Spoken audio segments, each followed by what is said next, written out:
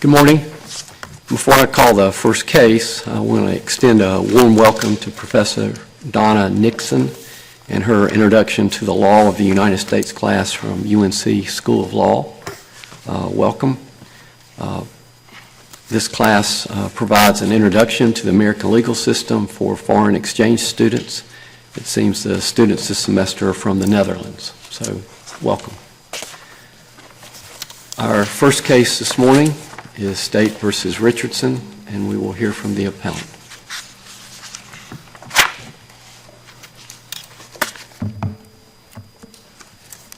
May it please the Court. Good morning, Your Honors. Jim Grant with the Office of the Appellate Defender, along with my colleague, Catherine Vandenberg, and our Appellate Defender, Glenn Girding. We're here on behalf of Mr. Richardson.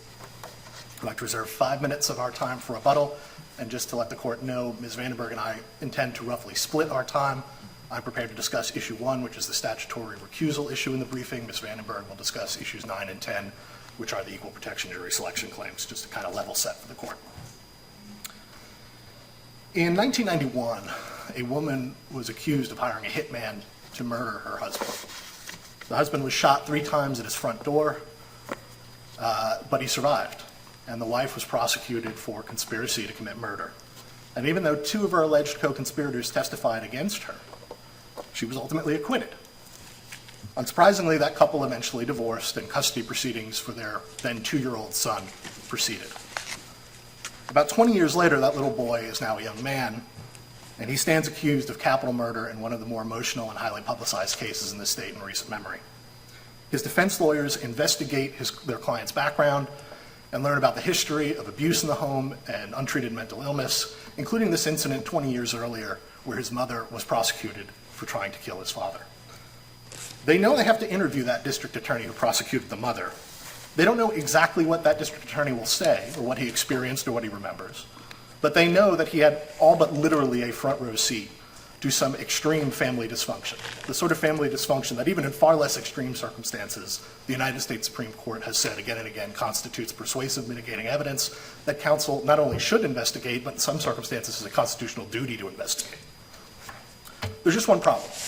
That DA from 20 years ago, he's now the senior resident judge, and he's presiding over the client's capital murder trial. And despite remembering that case he lost that 20 years ago, a case that clearly affected him, he apparently attended some of the custody proceedings for Mr. Richardson when he was a child that followed, this now judge refuses to talk to anyone about his observations or experience of prosecuting Mr. Richardson's mother. He denies a formal discovery request to that effect, and even though this is 2 years before trial and there are theoretically dozens of judges that could step in, he insists on presiding. Does he refuse to discuss these matters, or does he say he doesn't recall anything that would be meaningful? Oh, no, Your Honor. Well, he says that he recalls the events of the proceeding, remembers it. And in fact, the judge who entered the recusal order denying the motion for recusal found that this district attorney who's now a judge, had significant involvement in the prosecution of the mother. Was that Judge Ammons? Judge Ammons enters the order as it pertains to Judge Locke, who is the district attorney now judge. Yes, Your Honor. So they file this motion to recuse, which is heard by a different judge. That motion is denied. The trial proceeds. Serious errors of law occur, as we argue in the remainder of our brief, and the client is sentenced to death. It shouldn't have happened this way, and here's why. Almost 50 years ago, our General Assembly enacted a statute, 15A 1223E, which reads as follows. I want to read it in its current version.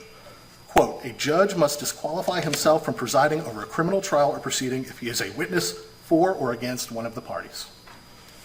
By refusing to step aside in this case, in which he was plainly a witness, Judge Locke violated the plain and unambiguous direction of the statute, and Judge Ammons' order... Counsel, let me ask. The statute says for or against a party. Yes, Your Honor. Is that right? Did defense counsel subpoena Judge Locke? Defense counsel did not subpoena the sitting judge on their case, no, but they did file a formal discovery request and a request for a deposition, which was well, how do you secure a witness for your side? You would, if it's not the presiding judge, you would presumably file a subpoena. Well, or if you think the individual's a witness, wouldn't you issue a subpoena? it seems to me it would be inappropriate to issue a subpoena to the presiding judge in a trial. If the presiding judge is a material witness, why would you not issue a subpoena? Because I think a precondition to that, Your Honor, would be the judge recognizing that he is a witness and recusing himself under the plain language of the statute.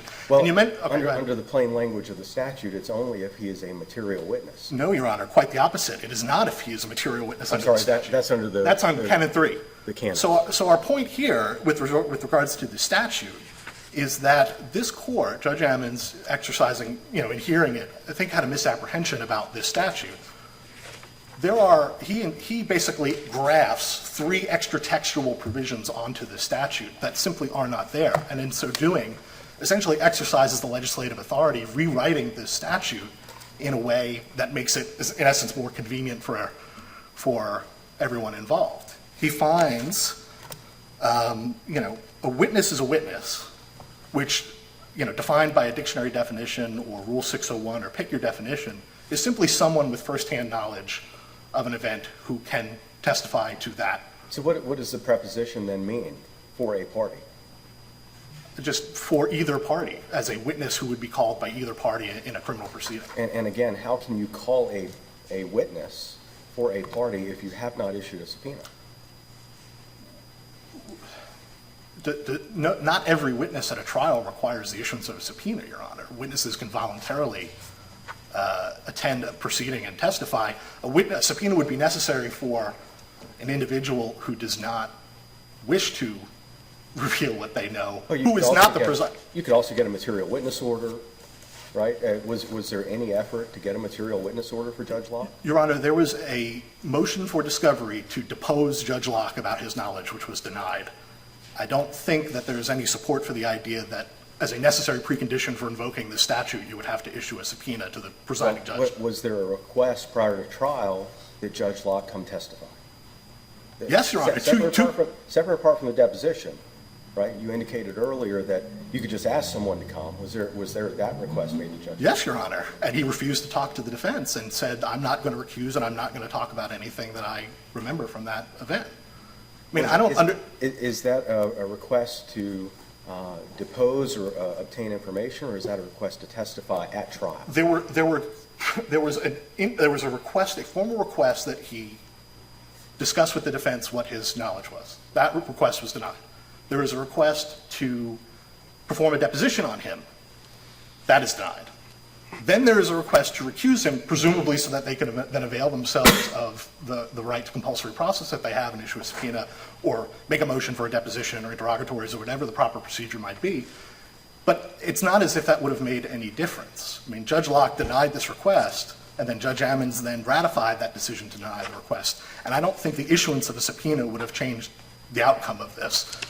The defense did what it needed to do to say, hey, listen, we think this is a potential mitigating witness, and we need to, figure out what, if anything, we have here, and you need to recuse under the statute in order to do that. And he simply refused. And then the trial court issues this order where, again, completely ignores the plain text of the statute and engrafts and interpolates these 3 separate provisions.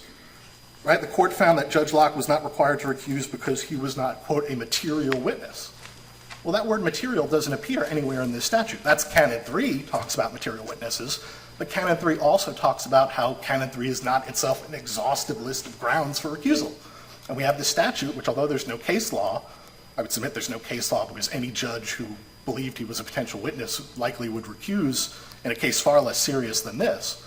But there's no need for any case law because the statute's plain and ambiguous. So when a statute's language is plain and ambiguous, this court applies the plain meaning. Judge Locke was a witness. He was a witness for a party.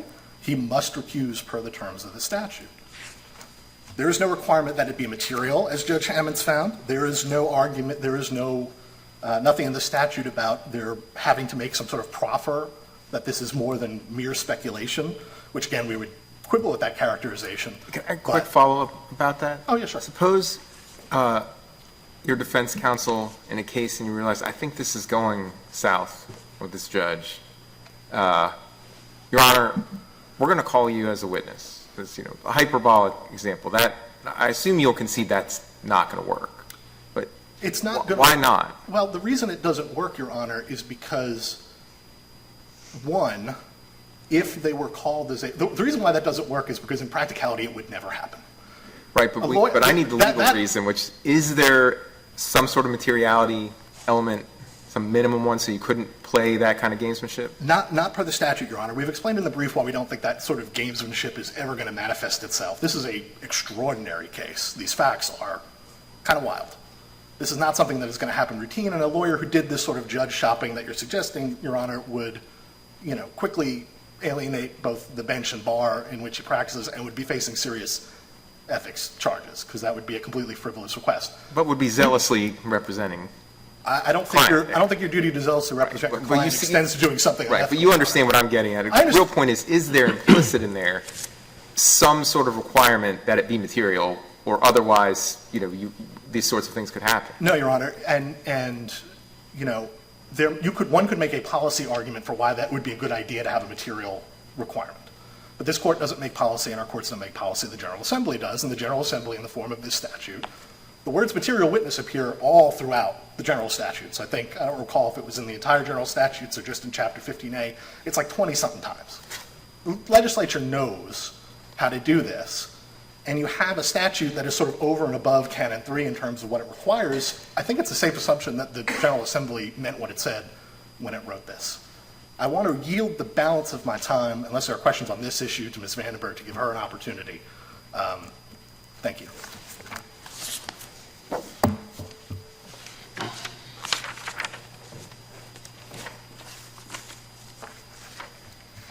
Good morning. As Mr. Grant said, I'm Kathy Vandenberg here for Mr. Richardson.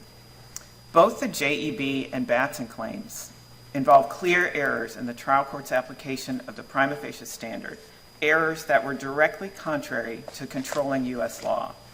The prima facie standard in the first step requires only evidence sufficient to raise an inference of discrimination, and it's meant to be a very low threshold under Batson and Johnson versus California.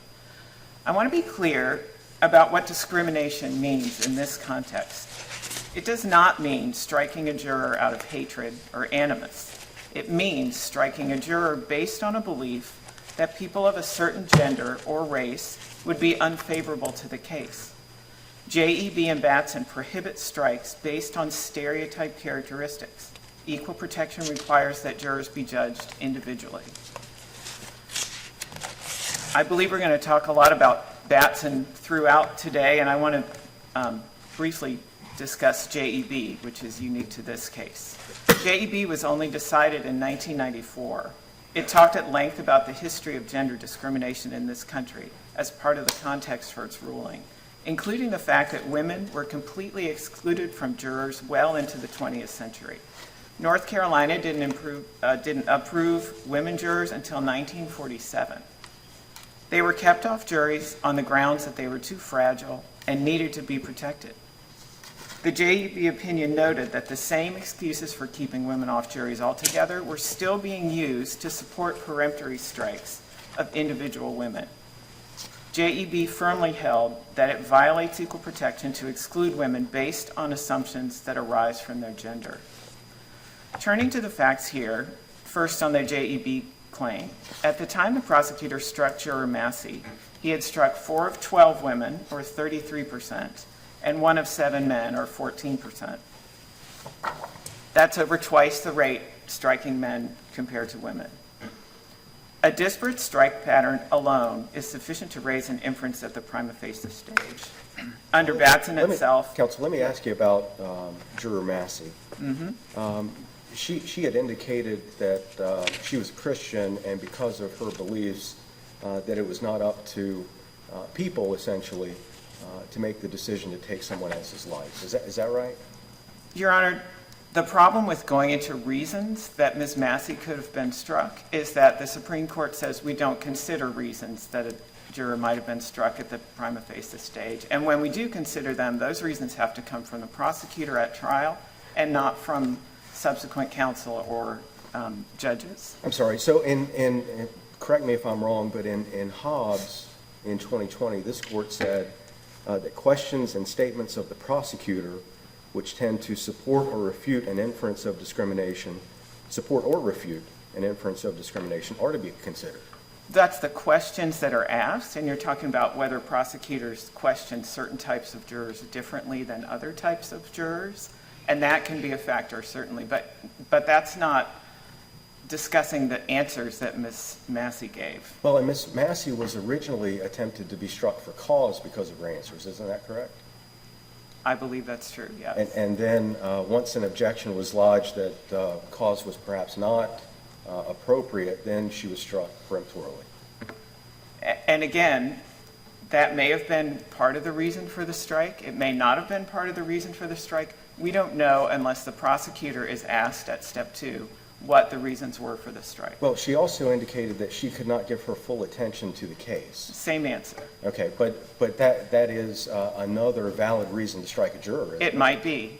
Okay, so there are 2 valid reasons that the prosecutor announced. The prosecutor did not announce those reasons. I'm sorry, those are reasons the juror indicated, or in response to questions the juror provided. The juror said a lot of things in the response to questions, and at step 1, we don't consider that.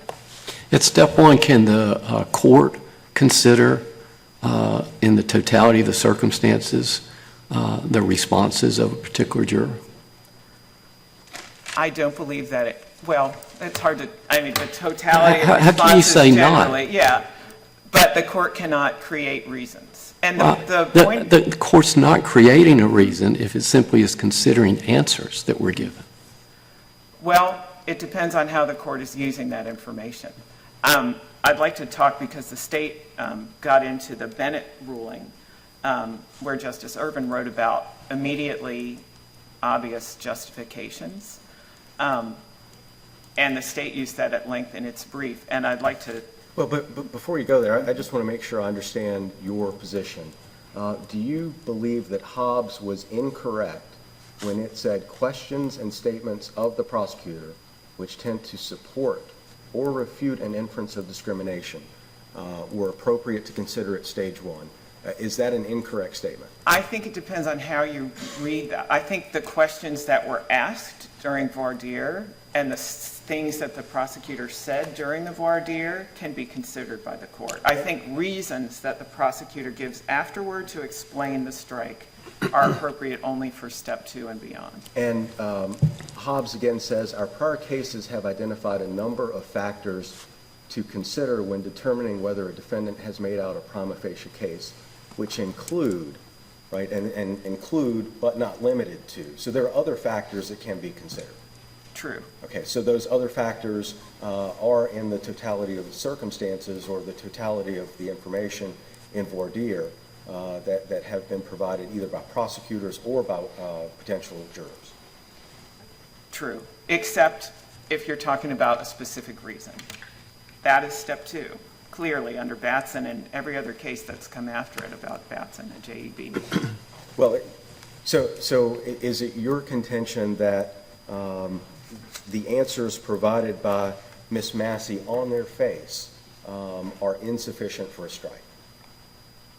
Are insufficient for a strike.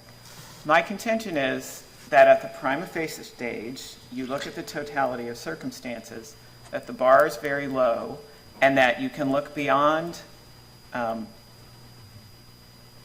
you cannot look beyond, I'm twisting myself in a knot here.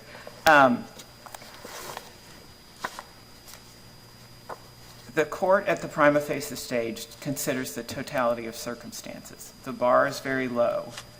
One of those circumstances is the strike rate of this prosecutor.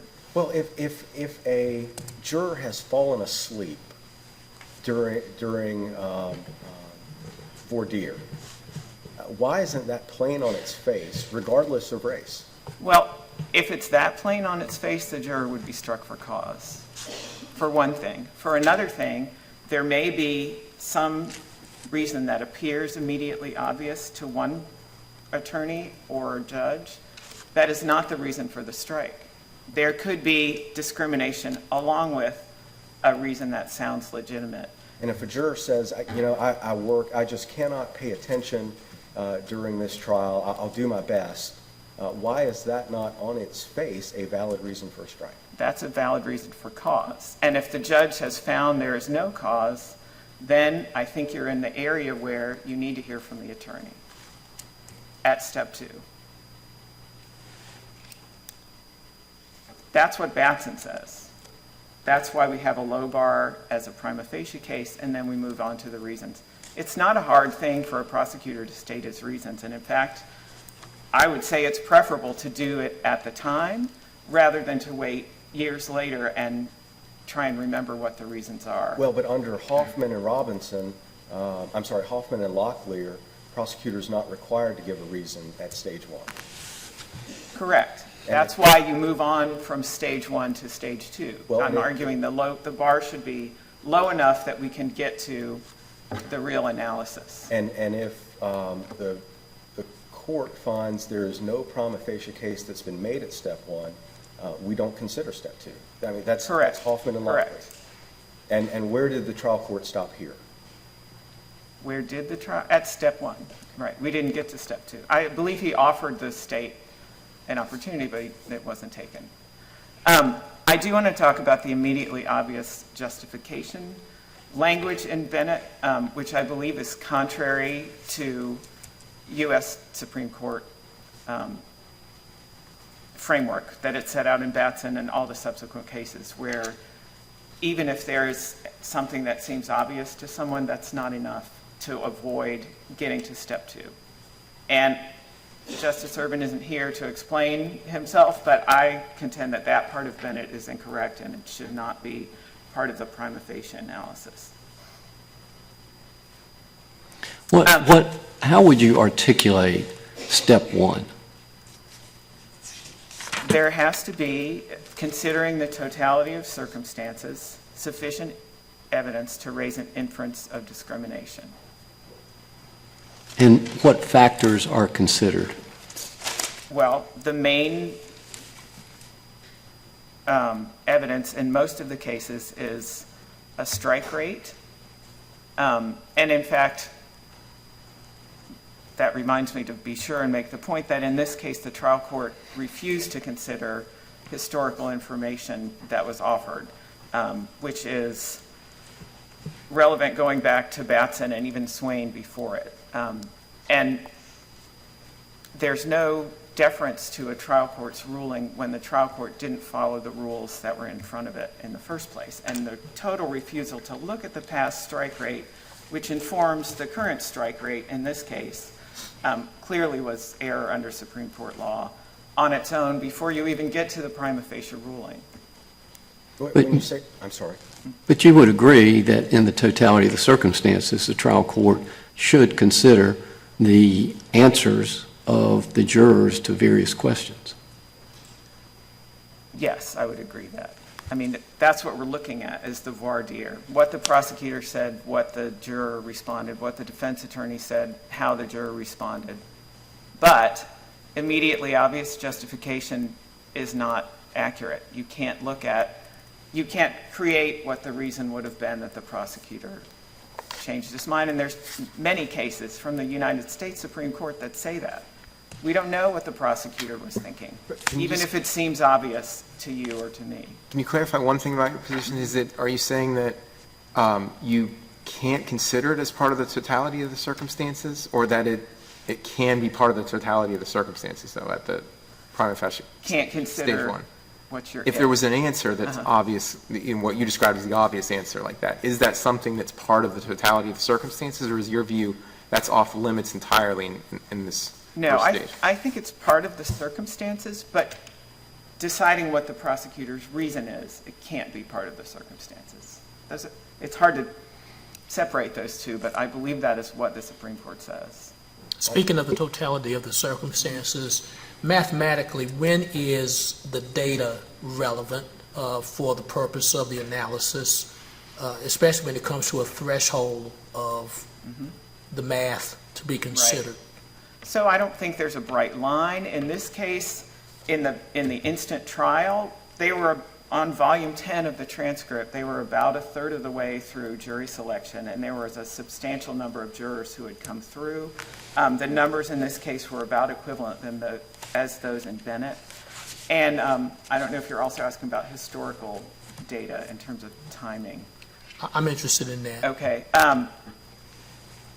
I think the closer the historical data is in time, obviously, it becomes more relevant. But an additional problem is whether, say there's a history, as there was in this case, of consistently striking black people 2 or 3 times as often as white people, or women twice as often as men. If there's a history like that in the case, if I were the judge, I would want to hear some reasons about the strike, and I would want to find out if the prosecutor has made any changes in his approach. Like, what would lead you to the inference that things are better now, unless there's some information in front of you? When is the sample size sufficiently meaningful? I think it depends on the case and how the jury selection is being run. Sometimes they do one person at a time. You know, it'd be pretty hard to do your very first strike and make a case. And if someone made a Batson motion in that case, I doubt it would be granted unless there was some egregious thing. And it just is a totality situation. I'm going to reserve the remaining. Actually, counsel, I'm sorry, I have a question. Down here. Oh, hi. I'm just a little confused. So I believe I heard you say that juror responses are part of the totality of the facts that the trial court may consider at step 1 in Batson. But then you said, I think, that even if what a juror said provides an immediately obvious race-neutral reason for a strike, that's essentially meaningless. So to what extent is the trial court able to consider juror responses? I'm confused as to when or how the trial court would make use of them. That's a tricky question, and that's a problem with the immediately obvious language, and I think that's why it doesn't appear, because you're blurring step 1 and step 2. I think the court can consider the totality, but it can't substitute its own judgment about what's an obvious reason. And as I was saying earlier, there could be a reason that seems obvious, but the prosecutor could also really be trying to get women off the jury in addition to that reason. And that could be a substantial reason for the strike, even if there's also another reason. And that's why you need to hear from the prosecutor at step 2 and why the bar at prima facie stage is so low. Thank you, counsel. We'll hear from the appellee.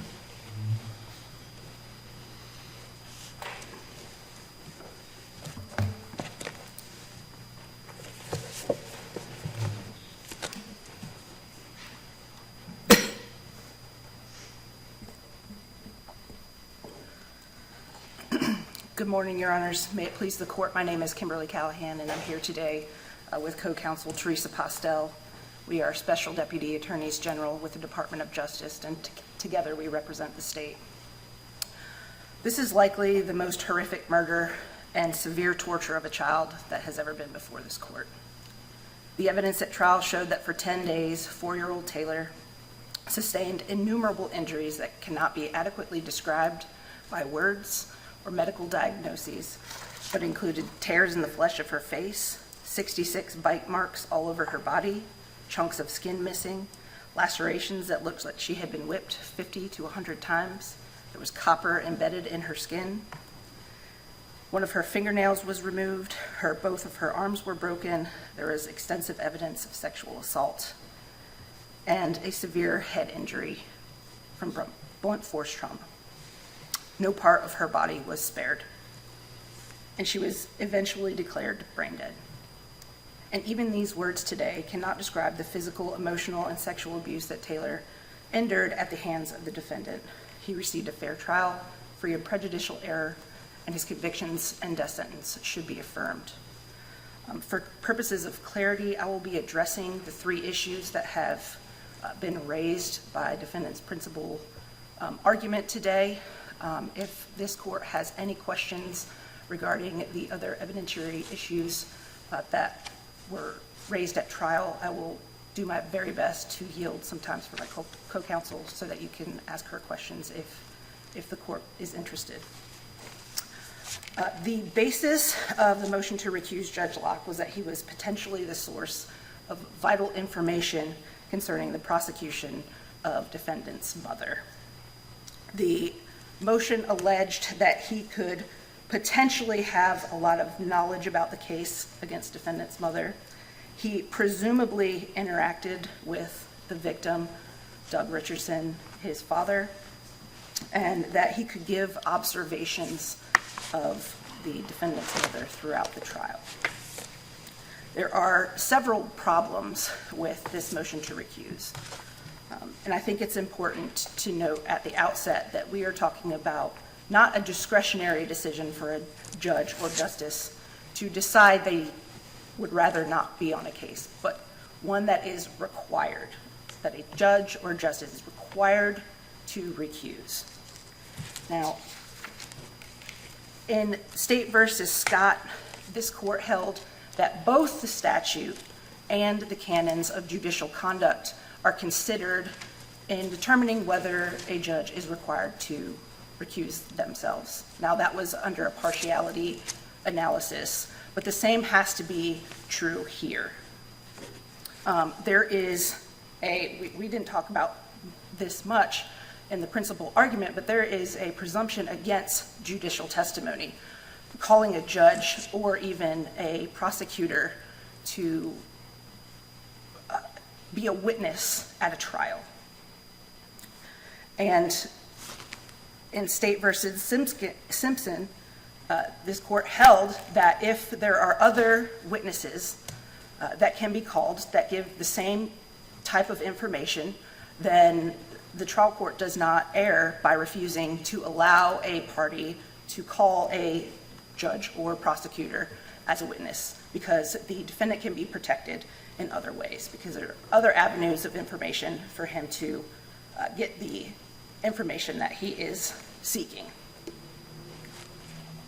And this is true here. Even if you take the allegations in the motion as true,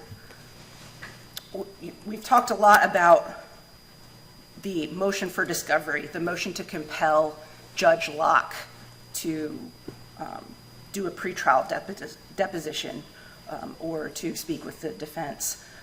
There was a separate order entered, and they have not challenged that order. This is specific to him being a, quote, potential witness, not a witness, as Justice Berger pointed out. They didn't subpoena him. They allege in their brief they didn't have to. They didn't even have to subpoena him. They can allege that he is a witness, he's a potential witness. They don't have to show what he would testify as to. They don't even have to call him as a witness. It's just a potential witness, and he is forced to recuse. Not in his discretion, but again, he is required to refuse. Yes. When he was designated as a potential witness, was that a fact witness, or was that in the eventuality, potentially, that there would be a sentencing hearing? He was never designated as a witness, period. They tried to recuse him based on his potential to be a witness.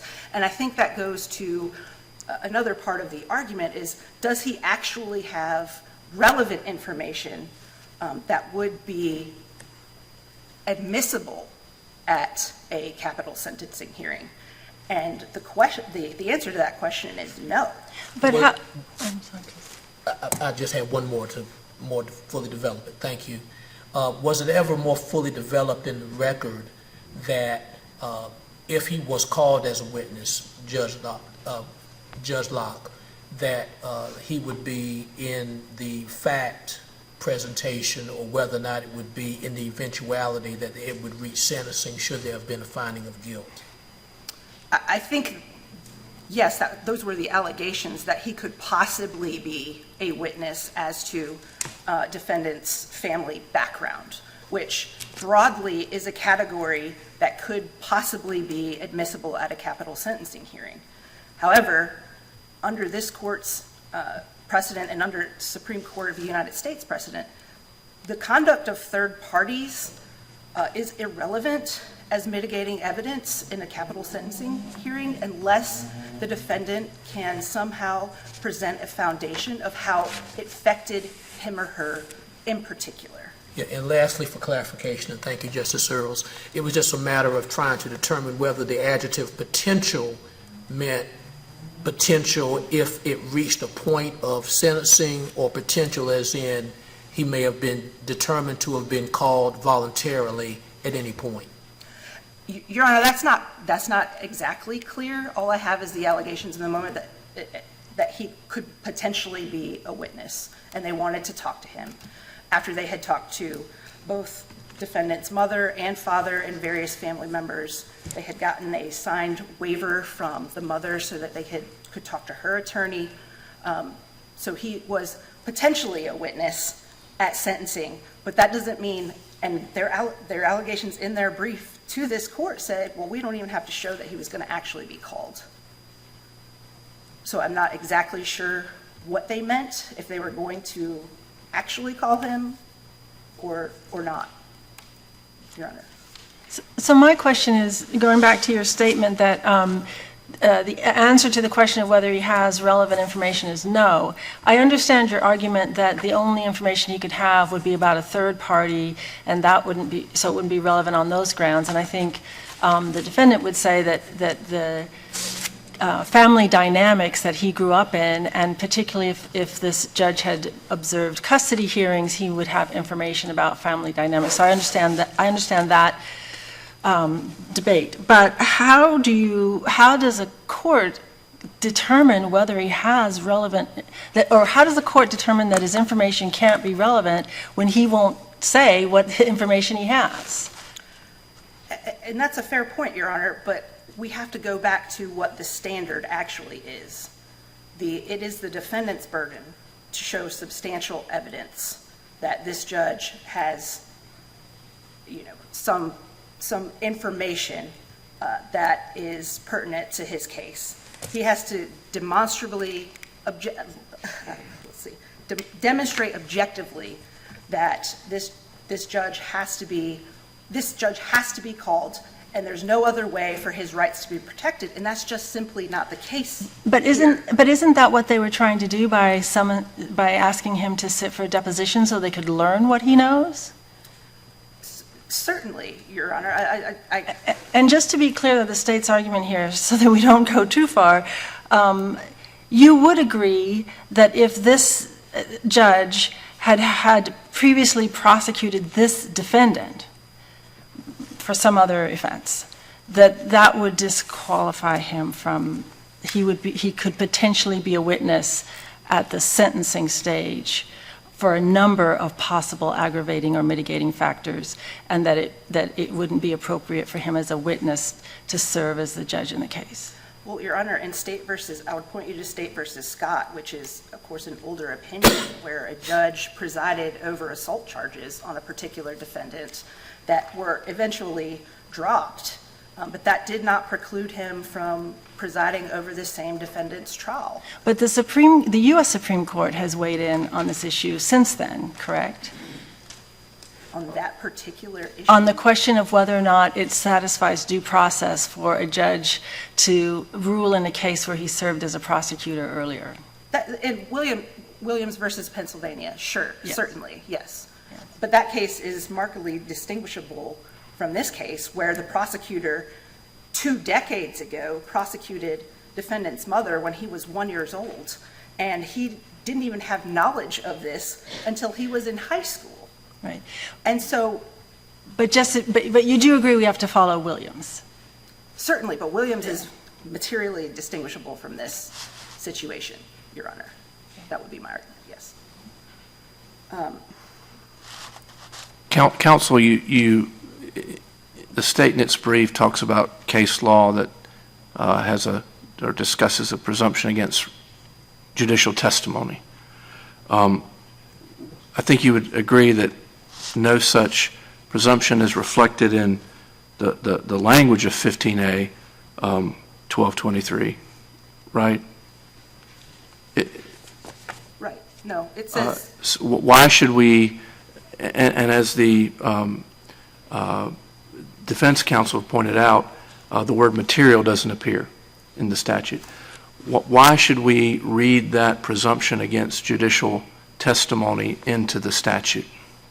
well, I'm not asking you to read it into the statute. What this court said in Scott is that the statute and the canons of judicial conduct are both read together when deciding an issue of whether a judge is required to be recused. And so I'm not asking you to read it into the statute, I'm just asking this court to read them in tandem. And it makes sense because it doesn't say, the statute also doesn't say that the judge has to recuse if they are, quote, a potential witness. It says if they are a witness for or against a party. And if they're going to be called as a witness, certainly there's got to be some sort of reason why. And because there is this presumption against judicial testimony and reasons for judges and prosecutors not to be called as a witness in a trial, it just makes sense to do the same thing here.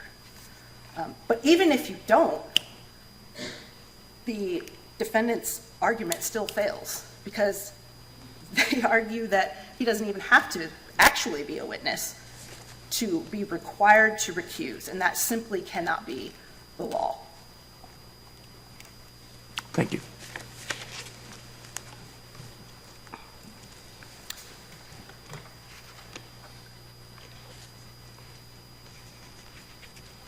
And I'd just like to add, even if this court were to find this was an error, it certainly did not rise to the level of a due process violation, which is the only way that this would be, quote, a structural error and reversible per se, and the defendant has not made any type of prejudice analysis in either of their briefs. I'll move on to Batson and JEB unless the court has other questions about the order denying Judge Locke's recusal. Also, I would just like to add that Judge Locke did the right thing here. He called judicial standards who told him he did not have to recuse. He referred the motion to a second judge who also found that he did not have to recuse. None of the findings in Judge Ammon's orders have been challenged, that he didn't have any knowledge prior to or after the prosecution of defendant's mother. And so I'd just like to point that out for the court as well. We've talked about JEB primarily, but of course under Batson and JEB, the same analysis is used to determine whether a prima facie case of an inference of discrimination has been made in this case. And can I just ask you about that, applying the same standard? Because it seems to me that in addition to the U.S. constitutional equal protection guarantee that would prohibit a prosecutor from excluding a woman from a jury because of her gender, we also have Article 1, Section 26, I think I'm right, of the North Carolina Constitution, which explicitly says that no person shall be denied the ability to serve on a jury because of their race, sex, age, or national origin. So should we consider that the North Carolina Constitution sort of reinforces the commitment of the people of the state to have juries that aren't selected on the basis of impermissible considerations? You can certainly consider that, but this court has said it's the same analysis under both the federal and state constitution. And the defendants have not made an argument specifically under the North Carolina Constitution that it's any different here. The prima facie case, of course, is a totality test. You take into consideration all of the relevant circumstances that are presented to the court. I guess I can start with JEB since that's where the defense started. But here we have, 106 members of the jury veneer that were called into the jury box for voir dire, they relied exclusively on the statistics to argue that there was a JEB violation. And those statistics are 4 out of 11 women and 1 out of 5 men. So 33% strike rate. That also means that there was a 67% acceptance rate. There was 7 out of the 11 women that were eligible for jury service that were passed by the state. That is the only factor that they relied on here. And an acceptance rate of 67% of women prospective jurors is a factor that goes against an intentional, an inference of intentional discrimination. The final composition of the jury was 7 women and 5 men.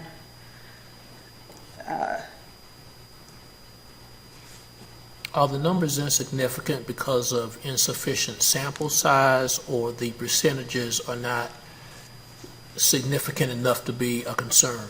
They're not significant enough to be of concern, Your Honor. They say the strike rate is twice that of the men prospective jurors. However, there was twice as many women who were eligible for jury service. At that point, there had been 24 cause excusals, and 11 women and 5 men remained.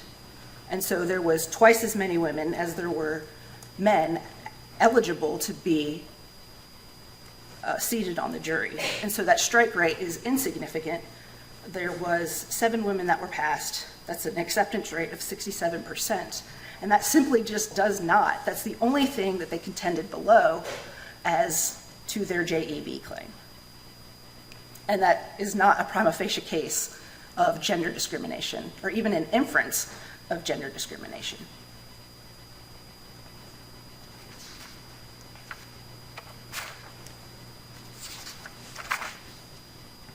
Moving over to the Batson analysis, as I said, there was 106 prospective jurors in the box.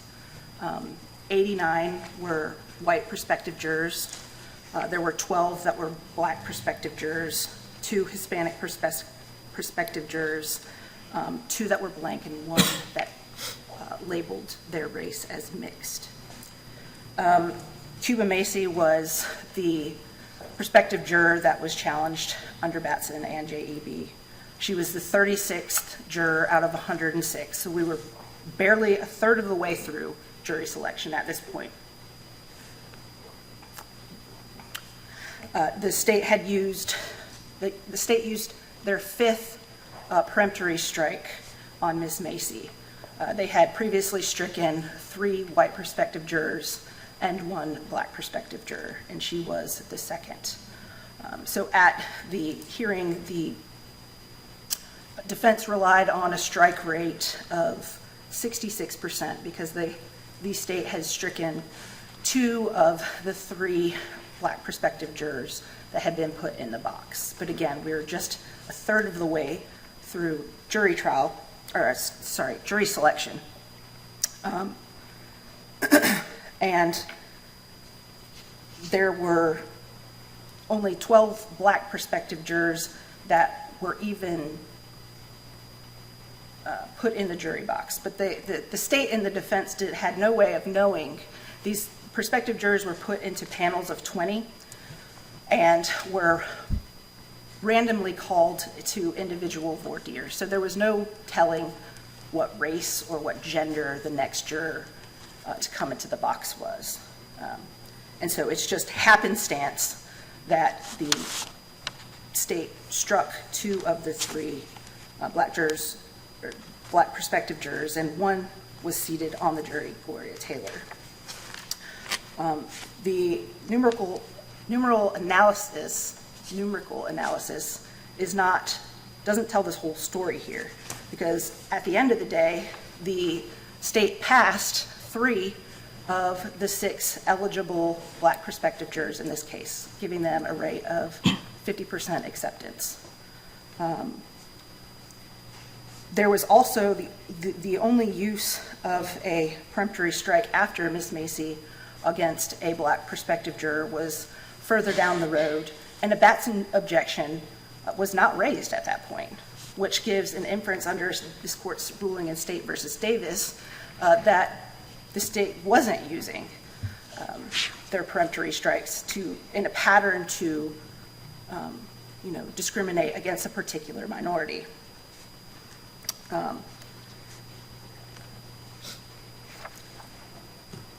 There was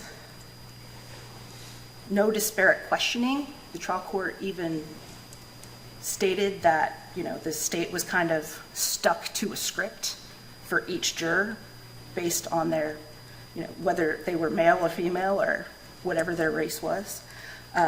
Both the victim in this case and the defendant their race was white. All of the witnesses were either white or El Salvadorian. There was no racial bias or no racial claims in this case that would make it charged for a general, susceptibility to racial discrimination. And then we have what they allege as historical evidence. Counsel, and I'm sorry to maybe fast forward and just so I'm clear. Yes, Your Honor. Historical evidence in this case is the study out of MSU. Is that right, or do I have that confused? So it's sort of difficult to understand from the transcript. I believe that the study was submitted because one of the prosecutors did say there's 30 pages here, so I assume that is the study. But what the defense was relying on was not the study in particular, but it was this affidavit that gave raw numbers from 4 cases that one of the prosecutors, Greg Butler, had capital cases that he had prosecuted. I'm sorry.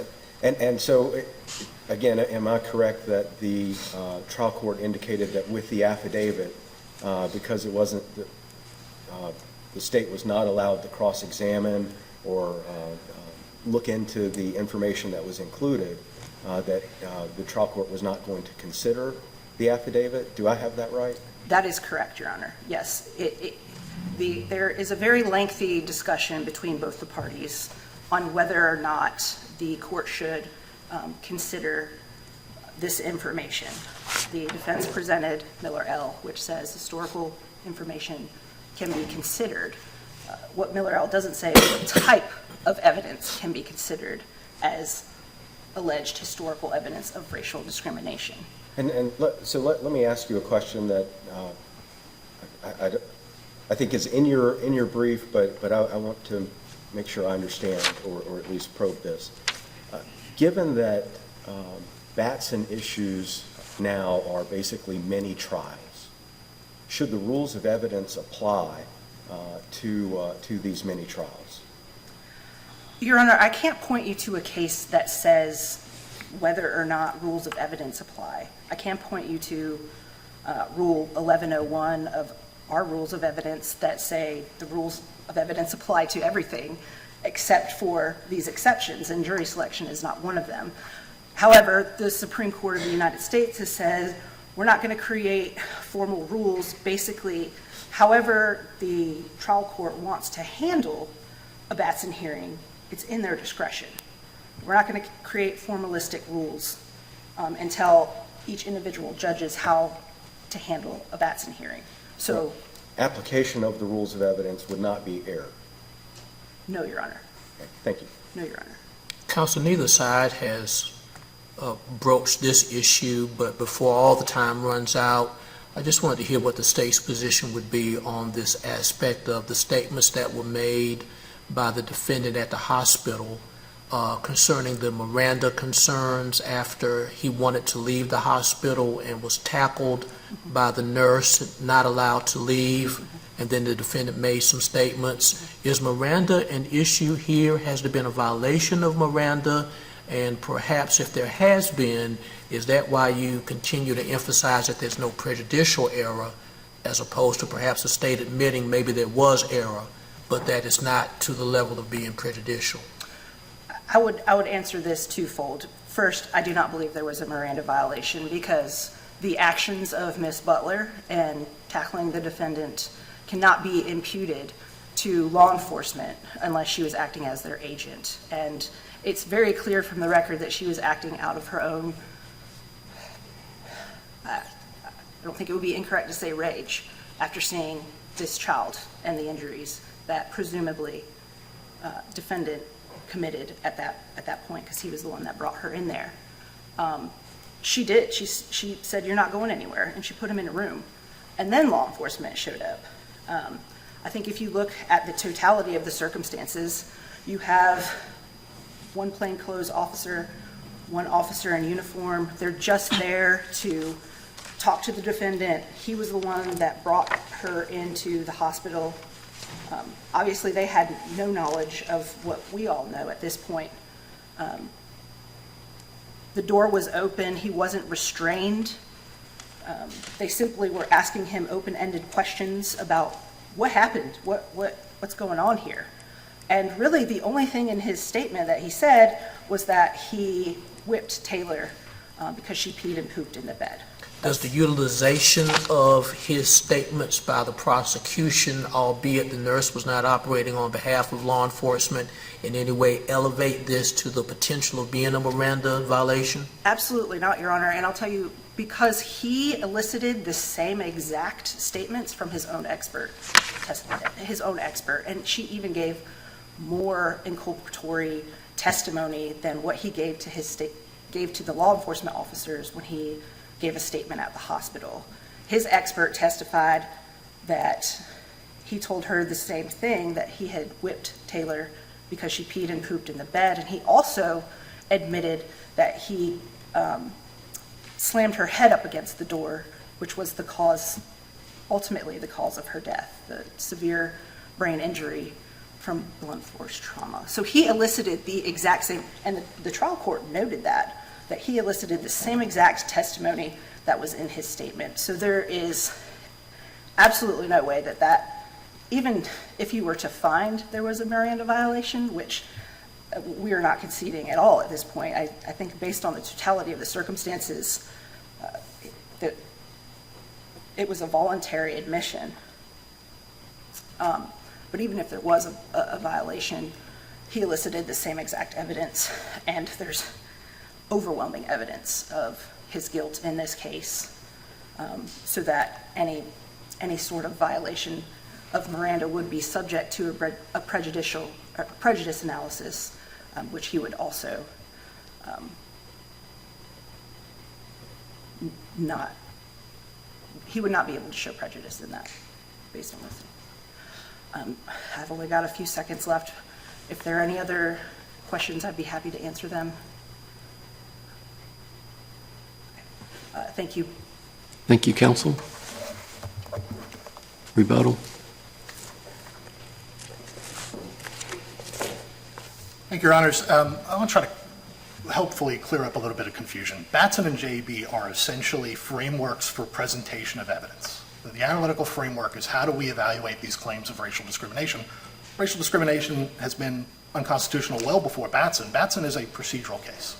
At step one, the court hears from the defense or the striking party, it could just as well be the state or a civil attorney, what the reasons, what the evidence is for a prima facie barrier. And the court has said that is a very low bar to make a prima facie case. And in fact, the court must consider historical evidence of discrimination.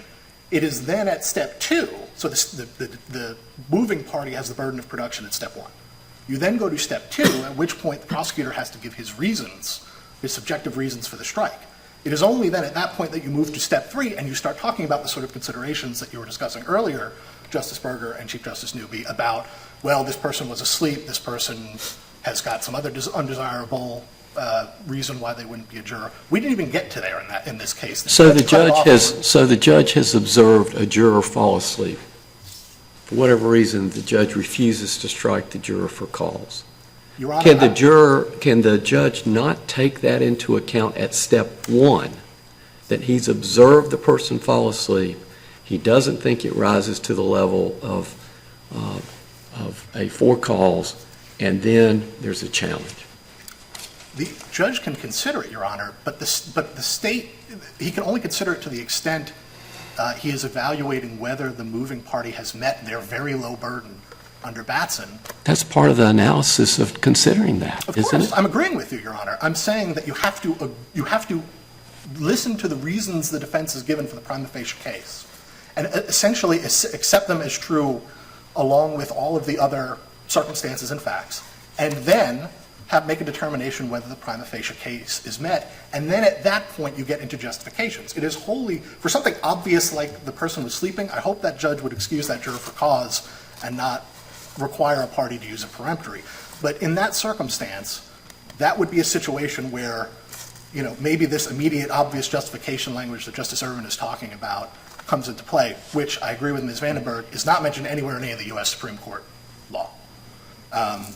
But that is totally different than saying, well, the judge subjectively figured out this, that, and the other, and then didn't make a step one. That's the sort of post hoc generation of reasons that the U.S. Supreme Court has said time and time again is inappropriate. I only have a little bit of time left. I just want to conclude and say the state started its argument with a recitation of some of the facts in this case, and the facts are terrible. They are unspeakable in some circumstances. But if the rule of law matters at all, it matters not just in the easy cases and the convenient cases, it matters most in the hard cases. And this court has an opportunity to reiterate that the rule of law matters most in the difficult cases like this one. We thank you. Thank you, counsel. Thank you to everyone.